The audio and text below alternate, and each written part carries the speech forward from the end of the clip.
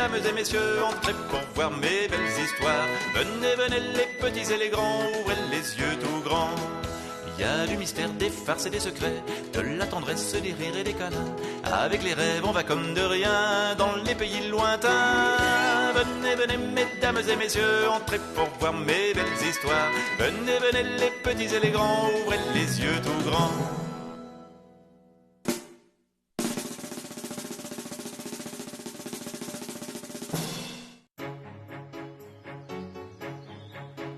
Sur cette sombre colline, dans cet énorme château, habite un ogre.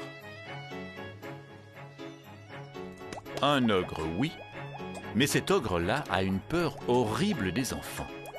Si bien que le mercredi, le jour où les écoles sont fermées, l'ogre reste derrière les murs de son château. Il a bien trop peur de rencontrer un enfant égaré dans la forêt. Or, justement, ce mercredi-là, Babette et Jojo se promènent dans la forêt. Évidemment, ils se perdent. Et ils arrivent devant le château de l'ogre. Ils se disent, si on entrait, quelqu'un nous donnerait peut-être à goûter.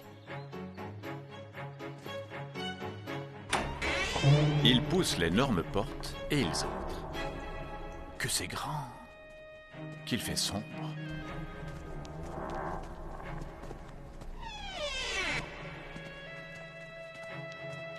Mais sous la porte, là-bas, on voit de la lumière.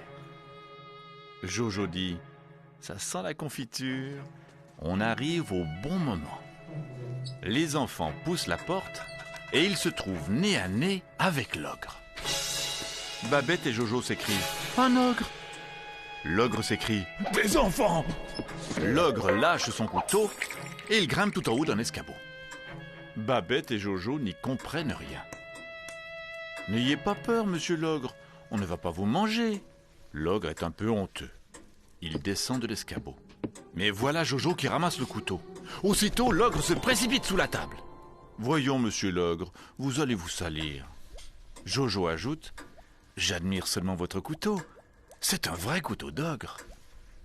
Oh, vous savez, je ne m'en sers que pour couper mon pain. Ça tombe bien, dit Babette. Justement, nous avons très faim.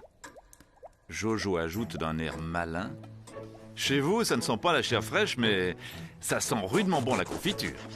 Alors, l'ogre prend son grand couteau et il taille deux énormes tartines.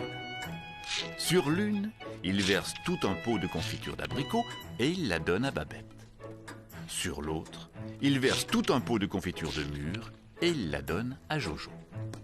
Puis il se taille des tartines encore plus énormes et il les engloutit une à une d'un coup, avec le contenu entier d'un pot de confiture. Bravo, bravo! Vous avez vraiment un appétit d'ogre. L'ogre se met à rire. Il commence à se sentir très bien avec ces enfants-là. Jojo dit, vous habitez un véritable château d'ogre. Babette dit, et vous portez de véritables bottes d'ogre. On peut les essayer?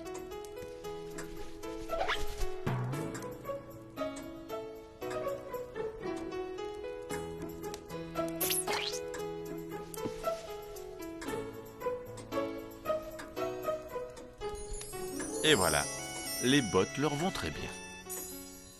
Jojo s'écrie, elles sont magiques, ce sont de vraies bottes d'ogre. Soudain, l'ogre a une idée. Il monte au grenier.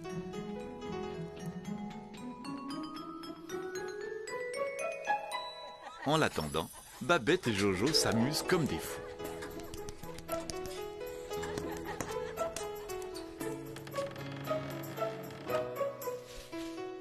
Quand l'ogre redescend, il rapporte avec lui les bottes de son père et celles de son grand-père.